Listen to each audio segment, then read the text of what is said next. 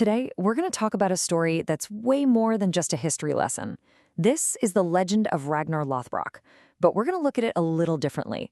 Not just as a Viking saga, but as this incredible allegory for the potential that's hiding inside every single one of us. So let's start with the one idea that really defines his whole life. This right here, this is the heart of the whole story. It's this idea that your destiny isn't something you just wait for someone to hand you.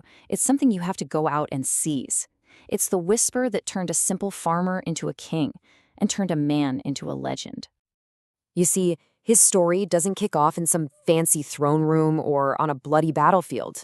Nah, it begins in the quiet, muddy fields of Scandinavia, with a guy who just felt this deep, unending restlessness in his soul. Just try to picture that for a second. Your entire life is dictated by the seasons, by the dirt under your fingernails. And for most people, that was totally fine. That was life. But for Ragnar, every single sunrise over that distant horizon wasn't an end. It was a question mark. And honestly, this humble beginning is what makes everything that comes next so unbelievably epic. This contrast in how people saw the world, well, it's everything. While everyone around him looked west across the sea and saw this place where the world literally dropped off, a boundary you just did not cross, Ragnar stared at that exact same line and saw something totally different. For him, it was the starting line of a new adventure. And that wasn't just him being optimistic. It was a completely different way of seeing the world.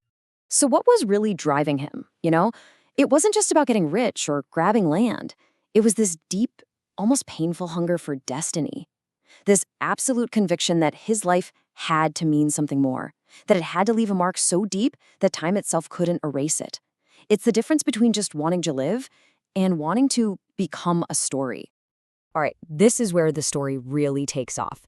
Because, having a dream is one thing, but actually acting on it, that's a whole other ballgame. This is the moment Ragnar goes from being a dreamer to a doer, chasing a horizon that nobody else even believed existed. Seriously, think about that for a second. Have you ever had this big idea, this goal, and everyone around you just shot it down, told you it was too big, too crazy, too unrealistic? Because that is exactly what Ragnar was up against. The world he lived in was built on limits, and he was the guy who dared to ask, hey, what if you're all wrong? And that was his whole approach right there. He didn't wait around for the local chieftain or the village elders to give him the green light.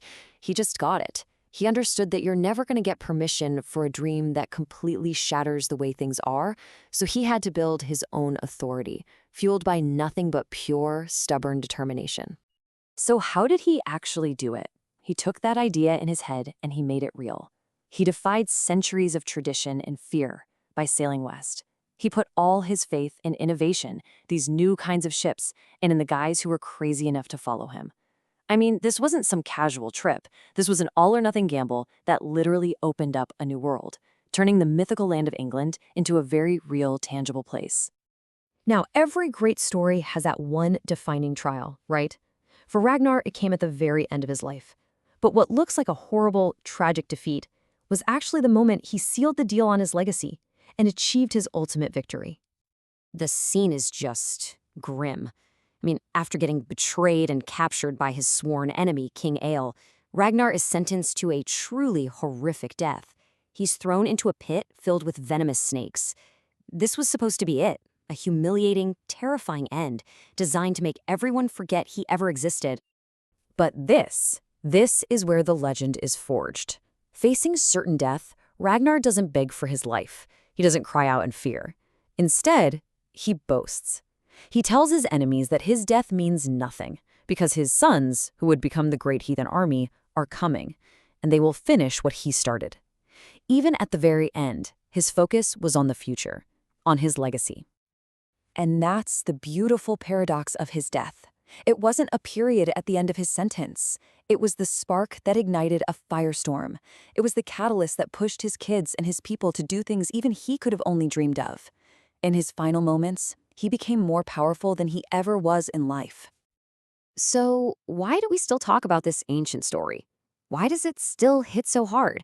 Because, it was never just about him. It's about the legend that every single one of us has the power to write for ourselves. His story is like a mirror held up to our own lives.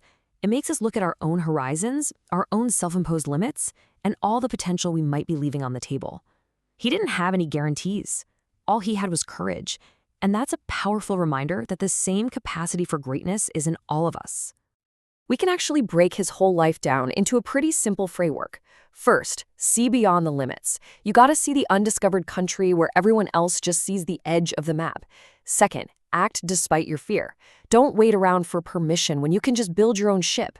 Third, turn your defeats into fuel. You have to understand that even a pit of snakes can become the stage for your greatest victory. And finally, and this is the most important one, build a dream that outlives you. Create a vision so big and so powerful that your children will want to carry it forward as their own. And so, I'm going to leave you with the same question that Ragnar must have asked himself all those years ago. Just look at your own life, your own world, and ask yourself with total honesty, what horizon is calling you? And what are you going to do about it?